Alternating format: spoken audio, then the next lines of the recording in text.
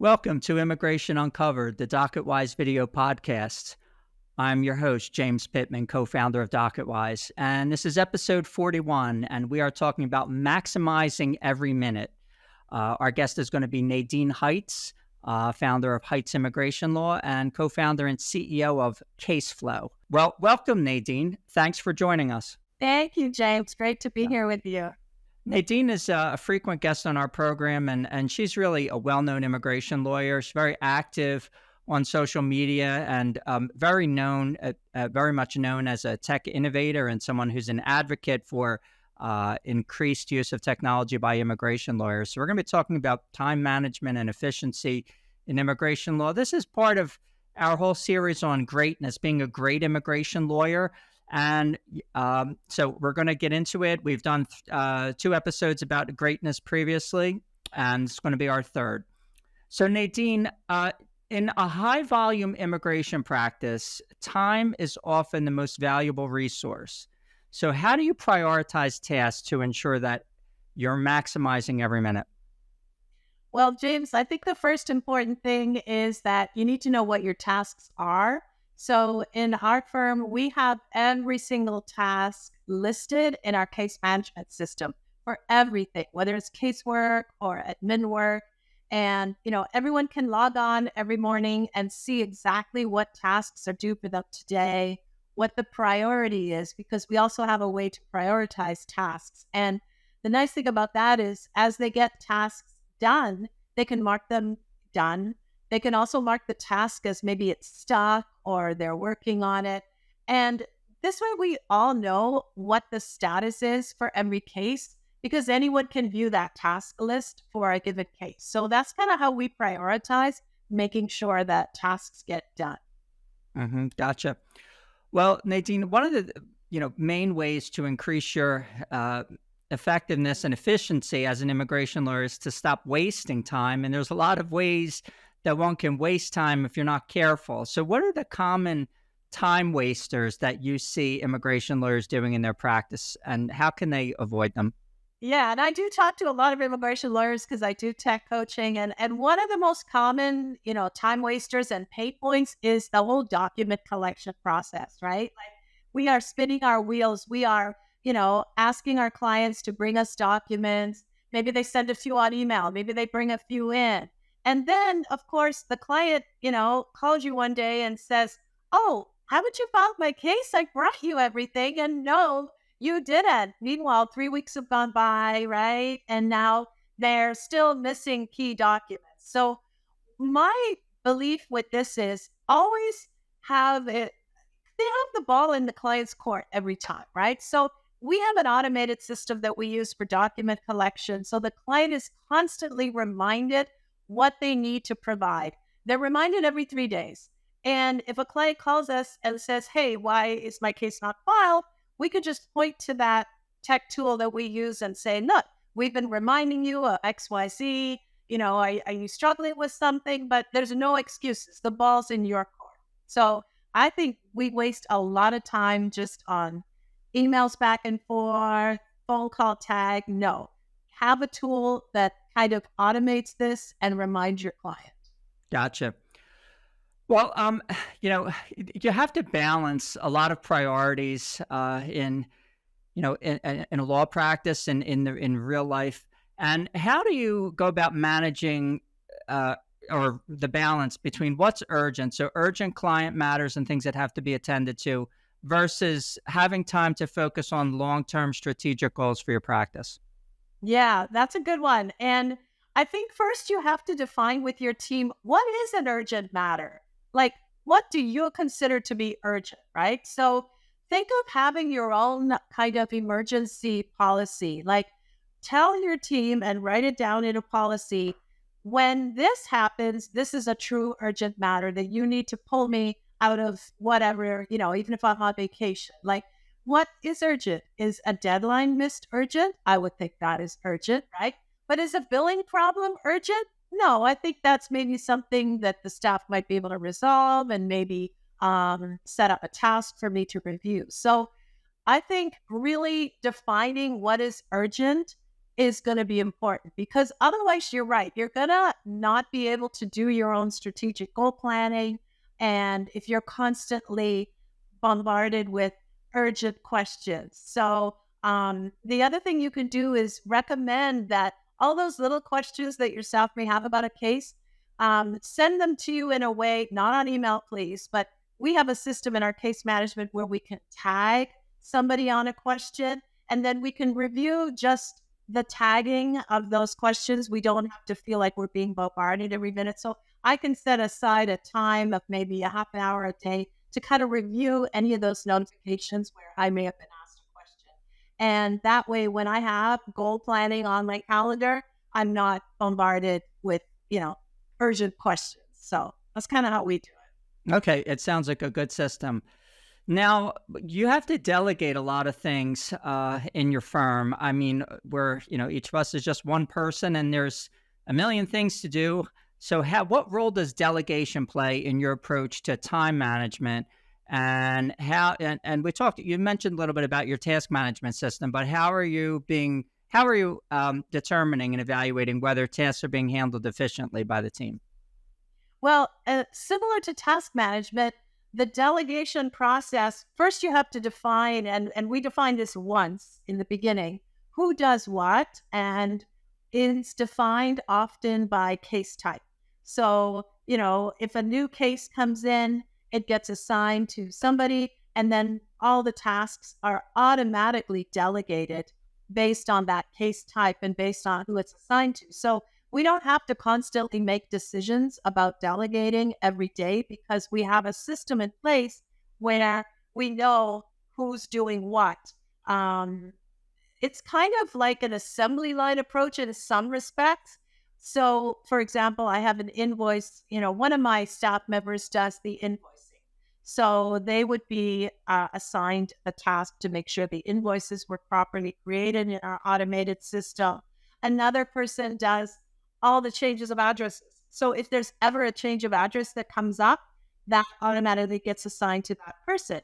So it's not a matter of deciding who's going to do what, because we kind of have decided that in advance. So I feel like that really helps. Well, Nadine, you're very active as an advocate for helping immigration lawyers to adopt technology and, advocating for its use to help people become more efficient. And you have the Technology for Immigration Practitioners Facebook group that you moderate, which is a fantastic Facebook group, one of the best, really. So I wanted to ask you, you must have gained a lot of wisdom in terms of which tools you prefer using. Can you share which tech tools or techniques have really significantly improved your time management and your productivity? Yeah, absolutely. And I'm glad you find the group interesting. I originally formed it thinking I would share my tips, and I learned so much from everybody else. But as far as what tools I really have found improve productivity, as you know, I love using Monday.com. I discovered that in early 2020, and it really revolutionized the way we run our practice. And we can talk a bit more about that later. But I wanted to mention Calendly, because that is a really effective management tool for time. And it's different from just your Google Calendar, because Calendly allows you to book appointments, and your clients can book appointments with you. I use it for everything, even vendors, everything. And don't you almost feel like Google Calendar should just add that feature of allowing people to book appointments with you, and it would be just that much more effective? Yeah. And I think I saw something that they're coming out with something like that. Or, I mean, I wouldn't be surprised, because Right. it's so critical. And there's Yeah. others, there's Acuity. It doesn't have to be Calendly, but get something like that. It's just going to make such a difference in your life. Just releasing your calendar to everybody.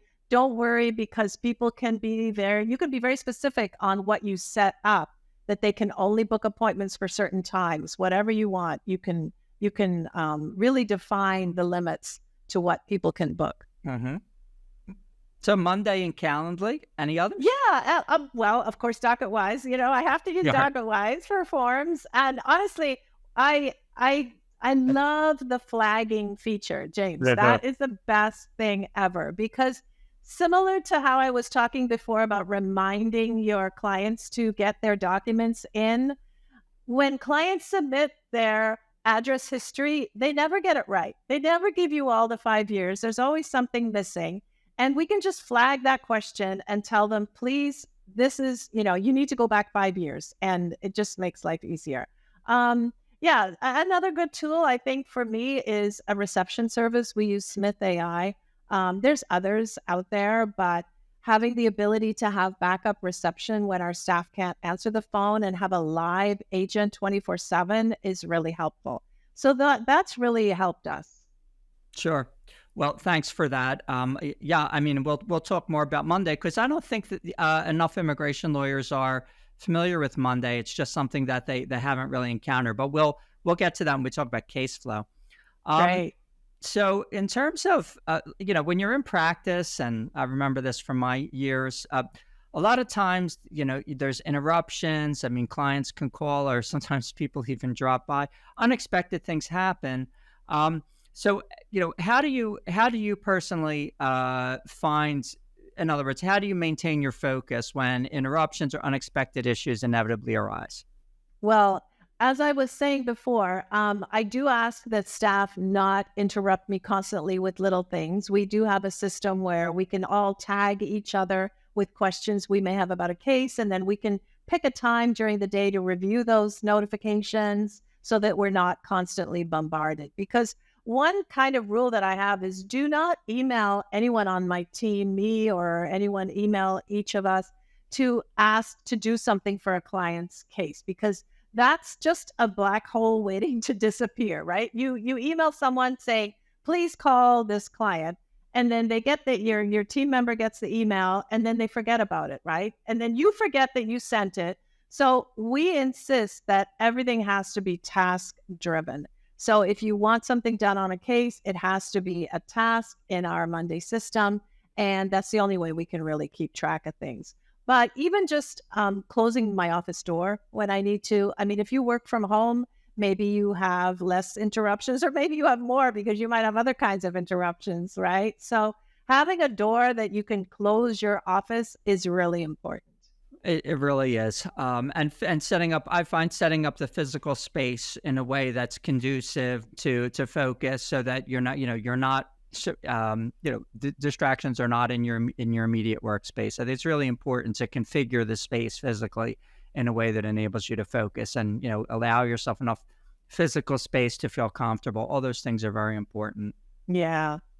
So you do coaching for immigration lawyers, and I'm sure you must see a lot of people who struggle with their time management and even a lot of people, who feel overwhelmed by their caseload. Maybe that's even the reason why they decided to get you as a coach. So what advice do you give to those people when they're struggling with their time management? Yeah, that's a really good question. And what I ask the immigration lawyers that I coach, I said, what are your pain points? Like, what are you just dreading about your caseload work? Is it the document collection process? Is it the forms process? And maybe it's the tech tools or maybe the lack of tech tools. So when you have that list, make a list of those pain points because that's going to tell you what areas you need to focus on. Then you're going to be able to prioritize what, if you could change this. So if you, could change your document collection process and have a really smooth, efficient process, how would that relieve your stress? How would that make your life better? And of course, it's okay to seek help, right? We all sometimes need some coaching help. So seek out people that can help you. But make a list of those pain points and then see which ones you can tackle one by one. Great advice. And the immigration lawyer community is just great about sharing information. Oh, yeah. So seeking out mentors and peers to bounce ideas off and collaborate with is super important. And it's helped by the fact that you're in a community which is sort of naturally good at that. Yeah. Yep, absolutely. Let's talk a little bit about scaling and growing a successful immigration law practice. So in terms of scaling up a practice, taking on more business, what are some of the steps that you would have to go through to ensure that you're doing that efficiently and sustainable growth? Because it's more than just like accepting every case that comes your way. I mean, when you're trying to scale, you're also trying to brand yourself. You're also trying to develop probably expertise in specific subfields of immigration law, because immigration law, as we know, is very varied, right? There's a lot of different types of immigration cases. And a lot of times you want to sort of take specific types of cases and develop sort of a specific focus on those. So how do you advise people in terms of scaling to do it efficiently and sustainably? Well, I think you mentioned one area that we all hear a lot of: niche, right? What's your niche? So that's important. Something that comes to my mind on that topic is really defining your policy and procedures early on. Because if you're going to scale and grow, you're going to need solid policies and procedures. And for example, if you want to hire new staff, what's your onboarding process, right? What's your training look like? You just, a lot of times new staff don't work out because maybe we haven't really trained them properly. So the next staff person you hire, set up that onboarding list and set up those training tools. Like we have a board called administration, where we have all of our how-tos for immigration updates, how-tos for policies and procedures, down to the vacation policy and the dress code and all the rules. So as you scale and grow, you have a solid foundation. And if you ever talk to someone who, specializes in buying or selling law firms, I follow a podcast of an attorney who specializes in that. They all talk about having solid policy and procedures in place. If you want to grow your firm, if you eventually maybe want to sell your firm, that's really so important, and I think often overlooked. And when you're coaching people, I'm sure you're spending a lot of the time talking about technology because it's so important to us. So what are the main ways in which technology gets leveraged to enhance efficiency in an immigration law practice? For me, I think it's automation, and of course, AI now is important too. But Sure. when I think of automation, I think of what can you do kind of on autopilot. So for us, we start at the very beginning with our CRM, our customer relationship management system, which is also in Monday. And we're constantly reminding our potential clients to do things, right? We're reminding them to show up for their consultation. We're reminding them to sign that contract. We're reminding them to book their new welcome to our firm appointment with our team member when they do sign up. And these reminders are all automatically done. So automation is key.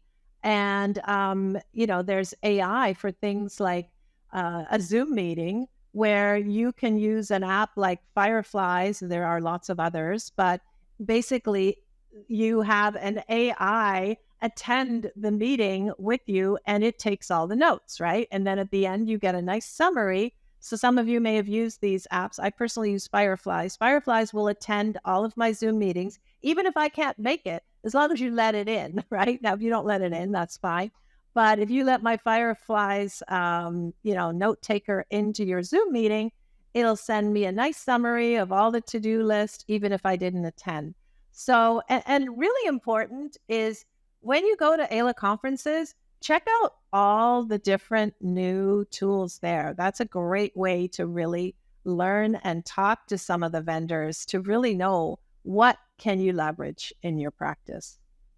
Yeah, Fireflies is a great tool, and I've recommended it to people. It gives you transcription of meetings, really saves you an enormous amount of time, and then you have a written record of the meetings. So it becomes invaluable. Yeah. Yeah. Now, when you were building your practice, so you said you started was it 2015? Yeah. Okay. So you opened the doors, Heights Immigration Law, and you got your first clients, and you're scaled up, and now it's, you've hit the big time. So what were some of the challenges that you faced when you were scaling up your practice, and how did you overcome them? Well, I was just talking about policy and procedures, and I think one challenge I faced was that I kept a lot of information to myself, because in the beginning it was just me. So I had all these, tools and things, but as I added staff, I wasn't really sharing all of my my systems knowledge and everything with my team. So I think it's really important when you have all of these training tools and policy and procedure rules that you have them in a system that everyone can access and everyone can comment on and everybody knows what it is and they can look it up for themselves. So, as you scale, you cannot be the go-to source for everything, right? So you want your staff to feel that they have somewhere to go to find those resources. So I think that's really something a challenge that I faced where I just realized that I've got to share this more. Yeah, I think the policies and procedures, the onboarding, the training, I mean, I think that these are things that not enough firms are really doing this in a thought out, methodical way. Some lawyers think you just hire someone and you just tell them what to do and they'll pick it up as time goes by. That's really not the most efficient or best way to onboard employees. So I know what you're saying, and having a structured onboarding process. I mean, you probably should develop training materials as time goes by. Right. And that's the key, James, as time goes by, because you definitely can't do everything at once. I think that's what's overwhelming, thinking that, oh my God, day one, I have to have an HR policy. I have to have a policy and procedure. I have to have everything. Do it as you go, right? So your first hire, what are the steps? And then refine with the next hire. So this is a living and breathing document. It should reside in some kind of cloud-based system that you can update regularly. Absolutely. Well, as you're practicing, you want to maintain a high level of client service. That's super important because the client experience is what gets them is what generates client satisfaction, and that's what gets you referrals and gets you repeat business from the same clients. So it's maintaining consistently high level of quality of client service and also personal attention. Which is important. So how do you accomplish this high level of client service and personal attention? Well, I mentioned that one of the tools we use is Smith AI reception service. And the key really here is that, first of all, what's the number one complaint most clients have about law firms? That they never get a call back, right? Right. I call my lawyer and he or she never calls me back. That's what they all say. So to solve that problem, and personally, I hate voice messages because you come in the next morning, you've got 15 voice messages on a recording and you write them all down and then you get busy and you don't return them. And that's the other problem, right? So with a service like Smith AI, and it could be an in-house receptionist as well, but everybody who calls us gets an immediate booking of a client callback. So if an existing client calls us, our reception service has instructions. They have our Calendly booking link, and they will book a callback appointment, usually the next day, because we have one team member whose calendar is open specifically for these callbacks. So you call and you say, I have a question about my case. Great, Mrs. Jones, what time can we call you back? That way you're available and we're available to discuss your case tomorrow, 2 p.m., blah, blah, blah, Calendly link book. So now it's on that person's calendar. It's a task they have to do. And we do the same for leads, for consultations, right? They call, they can book consultation right away. It shows up on my calendar. So I think that we really do achieve a high level of customer service with our clients because they know that they're going to get a call back from us. They just have to call us and they can book that. You could even email them your booking link in advance if you want to do that. And that way they won't blow up your phone and messages all the time. Yeah, I mean, just a couple of things, Dad. I mean, but there was a survey done several years ago, asking lawyers what the single ingredient they felt that they needed to become successful, and by far the most popular answer was more clients. But then, as part of that study, they sort of called law firms and saw how long it took the firm to call back new prospects. Oh, wow. And sort of the average was, 3 days. Oh my God. Which is, Yeah. I mean, a lot of clients, a lot of prospects, let's call them, a lot of prospects get very insecure if it takes you 3 days to call back a prospect. I mean, they're looking for a lawyer when they call you, like Right. and if you're not available, they're going to talk to the next one. Right. So Right. So you want to be, calling people back the same day or at latest Exactly. the Yeah. next Or day. But get you, an appointment booked, which, yes. like get them while they're hot, right? You want to talk to Nadine? You want to do a consultation? Great. When can we book you? Here, it's booked. Yeah. And the seamlessness of the process, right? So every point of contact with a prospect, from the first time they contact your firm all the way through the process of handling their case until their case is complete.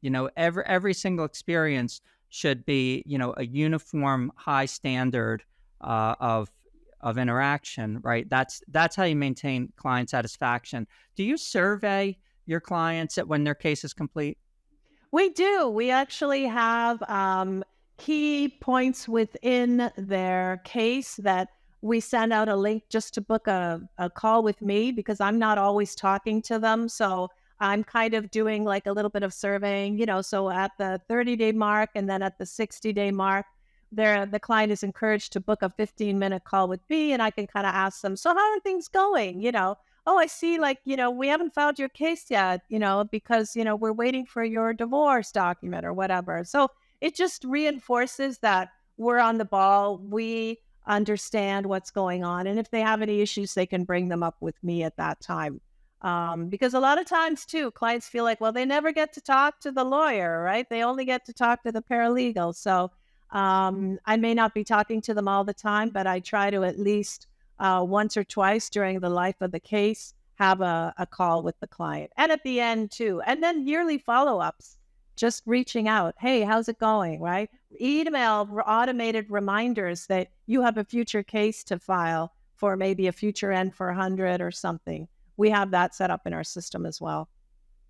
Yeah, and always keep in mind the single biggest source of complaints against lawyers is that they don't return calls. Yeah, so I mean, in terms of like for an existing client, not a new prospect, but an existing client, if they contact the office, do you have like a uniform same day call return policy or? Yeah, no, we have a system where we book them a Mhm. time that they're Yeah, yeah. going to be available for us to call back. There might be, if you call in the morning, you probably can get an afternoon appointment. Okay, But if you call in the afternoon, you'll get one the next day. understood. So yeah, And that's done through Calendly as well. yeah, yeah. Our reception service has the Calendly link. It's Mhm. specific for that, only that purpose. Yeah. Got it. Okay, that's great. That's a good system. So the law firm culture is super important, and that can impact the efficiency of the whole business. So how do you cultivate a culture of productivity within your team and your firm? Yeah, I agree that culture is really important. And I think, I mean, I'm lucky I've had a few key team members that have been with me for a long time. I do also have some virtual assistants. And you really have to make sure that they fit with the culture of your firm.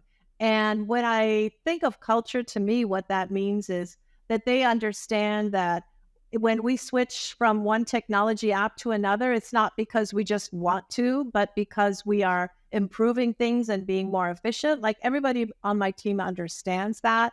I want to give you an example. When I hired my first virtual assistant, I had a choice of two, and one was a lot more educated, had more impressive resume, but the other one was a little bit more kind of a little bit bubbly, like a little more expressive, and seemed to be a more caring type. And I felt that she would be great on the phone with people. And I picked her, and I'm so glad I did, because she turned out to be a real superstar. And that to me is a good culture fit. Somebody who's a real caring person. And it may not always be the more impressive resume, but I just felt like she was a good fit for us. Yeah, for sure, for sure. And I mean, do you survey your employees as well? We do like one-on-one reviews. So we do kind of sit down one-on-one and talk about what they can do better. In We do have our task system set up so that we know if somebody may be overloaded or if somebody may not be keeping up. Maybe they're not keeping up because they're overloaded. Maybe they're not keeping up because they have something else going on in their life. But so I'm able to weekly review the tasks. and see if there's any overdue. We also track time, so I'm able to weekly review that as well. Have you identified firm values that feed into the culture? Yeah, I mean, our firm values are that we believe in being honest and upfront with our clients. So when they walk in the door or they call, and a lot of times clients come to us from other firms or even trying to do something on their own, but they never understand their case. They haven't a clue what they did. And I'm not going to explain all the legalese, but I do want them to understand the process. So we have some little like kind of infographic style sheets, especially like a case with a 601A waiver is very complicated, right? You have to do this and you have to wait for that, and then you got to wait for that and you got to do that. And so we like to explain it as simply as possible. I think at one point in my life, I wanted to be a teacher. So I love teaching and explaining things. So I really value that, and I want my whole team to value that as well, to really make sure the client understands what is going on with their case. Great. That's great advice, Nadine. Now, let's talk about CaseFlow and the whole importance of technology and making every minute count and what you're trying to do with CaseFlow. So you're the co-founder and CEO of CaseFlow, which is a new platform for immigration attorneys. It's built on Monday. So let's talk about it. Tell us about it, and how has technology, especially CaseFlow, transformed the way that you manage time in cases? Yeah, I'm so excited that we are able to share this with you and people, viewing this, because it's really made a difference for me. Like I said, it was early 2020 when I discovered Monday. And here's the thing I was looking for. I was looking for something that I could customize and I could see all the language that I use on a day-to-day basis in the stages of my case. So usually most cases are defined by open, pending, and close. That's the common practice.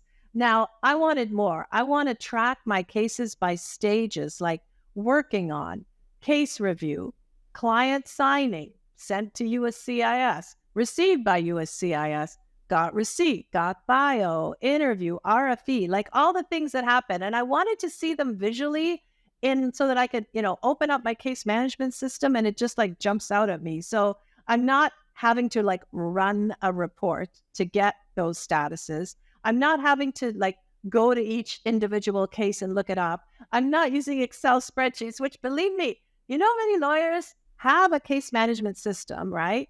But they're supplementing it with Excel spreadsheets because the system doesn't do what they want a spreadsheet format to do.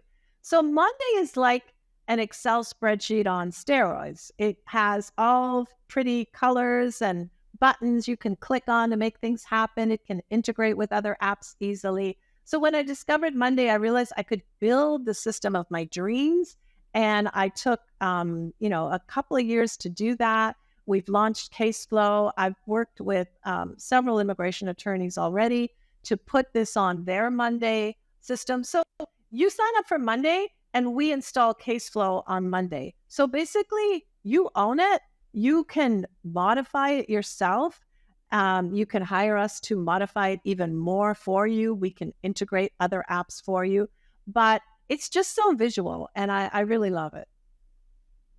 A lot of immigration lawyers aren't familiar with it. I mean, do you encounter let's talk about this for a second. I mean, how do you as a coach and as a mentor deal with people who might be a little bit tech phobic or they're just oblivious to a platform like Monday? I mean, how do you get them over that resistance or I that show fear? them. Yeah, I show them in a demo.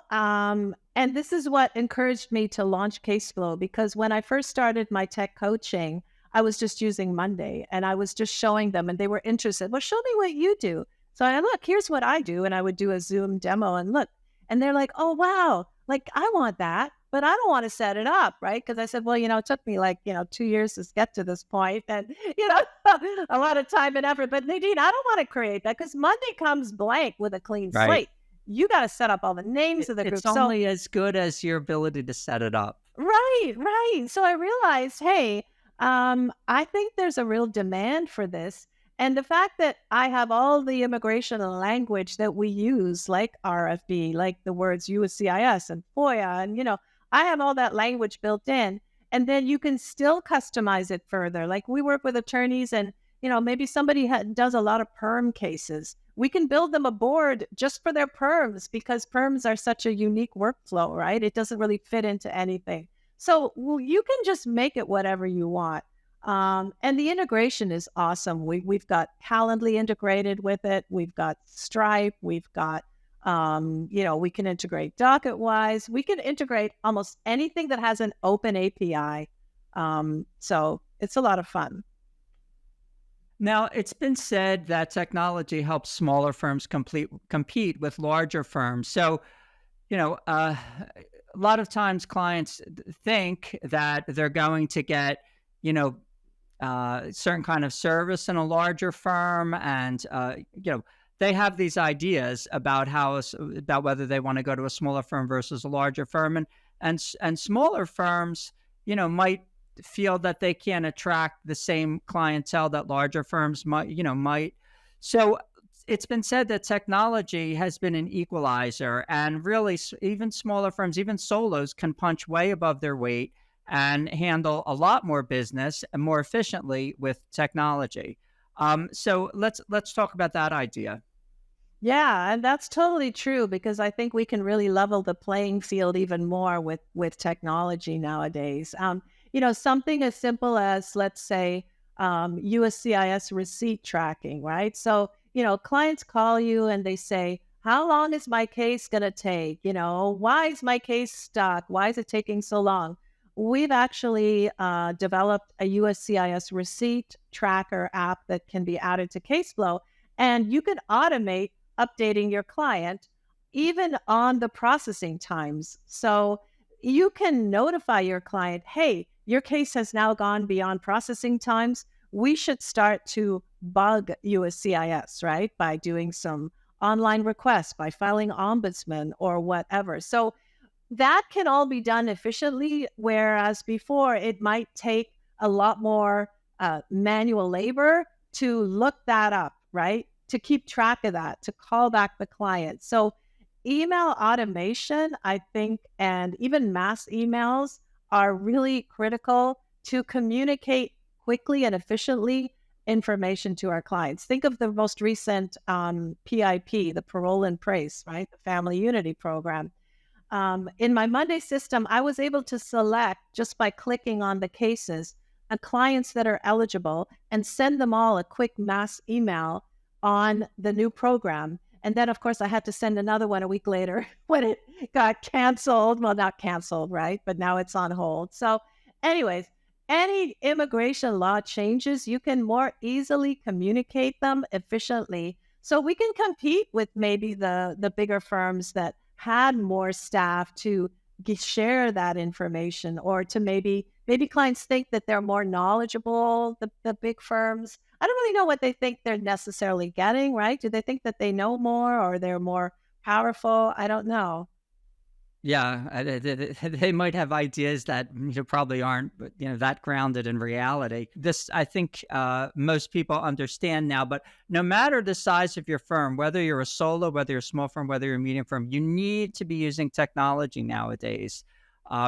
Way back in the day, there were, let's say, sort of like the folk wisdom, or it wasn't even wisdom, but sort of there was this idea, maybe 20 years ago, that only the big firms needed, a case management platform. That is, let's just put that to rest once and for all, forever. Whatever size firm you're in, or if you're a solo, you need to be using updated tech tools in order to maximize your potential, in order to really be successful in the environment that we're in. Right. Yeah. It's absolutely critical.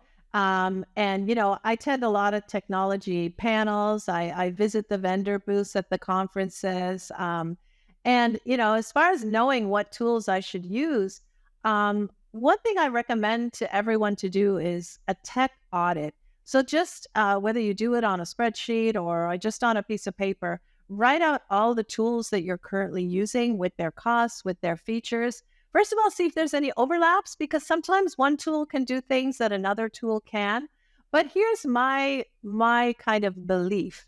This is, if I can find another tool that does something better and makes me more efficient and makes my team more efficient, I may still use it, even if it's an extra cost, right? So, like the Gmail example, I mean, I can, even if Gmail comes out with bookings similar to Calendly, if they provide the same features as Calendly, sure, I might ditch Calendly and, use the Gmail feature. But right now, I use Calendly to supplement my calendar. And I don't mind doing that because I value being more productive and more efficient, and value paying a little bit. It's still cheaper than paying for staff, right? It's true. I mean, there's two things. First of all, being the cost of the technology is, I think, something that especially solos and small firms can sometimes get hung up on in a way that's counterproductive. It's, you don't want to be penny wise and pound foolish. And there's a lot of that type of thinking out there, not understanding how you can harness the efficiency of a tech tool, and it's going to pay for itself because you're going to become more efficient. You're going to be able to scale up. Your firm's going to become more profitable. You're going to be more successful. So you can afford the tool if you're using it properly. And that's something which, it's you have to stay in the right frame of mind. And like I said, not, worry about cost to the point where you're not actually realistically, considering how this tool is actually going to make you more profitable. That's one thing. And second thing is doing it with regard to the tech audit. I think that's really important. And there's another aspect to the tech audit, which is making sure that you're actually using all the functionality, or as much of the functionality as possible, for the tech that you already have. Yeah. So that should be part of your tech audit, is to go through the tech tools that you have and say, listen, do you really understand what the features are, what all the features are on the tools that you already are using? And are you actually making the most out of them? And I know this is something which, it's a discipline that people don't, most people don't take too naturally. I almost feel like this is something like, when people are like keeping track of, calories that they consume or whatever, this is like something that people, it's not a pleasurable thing to do, but it's very important. Because a lot of times you see people only using a tiny fraction of the capabilities. And we sometimes see that with DocuWise, that they're not aware of what all the functions are and they're not using them. So that should definitely be part of your tech audit. And it's a discipline, but it's something which really will make you better if you implement it.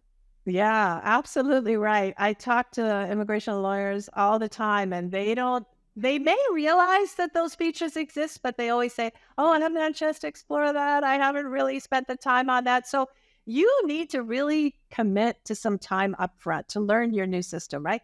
Just like you would learning your legal skills. Like, would you, a new program is launched. Of course, you're going to read all about it. You're going to attend the latest AILA webinar on the new whatever procedure is out this week, right? You're going to invest a little bit of time up front. You need to do the same with your technology tools. And, not only, and book whatever training is available, right? Like I tell people, if you're struggling with something, ask the vendor, like, hey, can I get on this? Do you have anyone that I can do a one-on-one? Because I'm just not getting this. I'm sure the vendor would be more than happy to explain their feature to you rather than lose you, right? So don't try to go it alone. Get help. Absolutely. And this is a good point to ask, how you stay up to date on the technology and what tech tools are coming out, and the state of the technology. So you mentioned, going to the conferences and talking to the vendors. That's super important. There's also podcasts. Yeah. There's CLEs. What are some other ways? Yeah, I mean, definitely going, you mentioned those three, those are critical. The Reaching Facebook out. groups? Yeah. My Facebook group, Technology for Immigration Practitioners, or TIP, just look it up, and post a question. We're constantly having our members say, hey, have you heard of this new app? And it's amazing. Somebody's usually heard of it, and it's great. Like, we just share so much valuable information on there. Talk to your colleagues, find out what they're using, attend technology panels, speak to the vendors at the conferences. Yeah. Now, Nadine, do you feel like you're maximizing every minute and your efficient time management? Not only does it help your firm from a business perspective, but it also impacts the outcomes of the client's cases.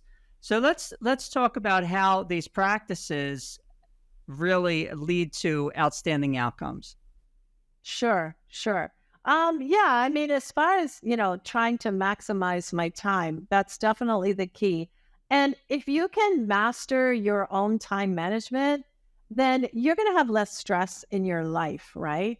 And that in turn is going to make you happier and healthier. So I think mastering your time management is really key.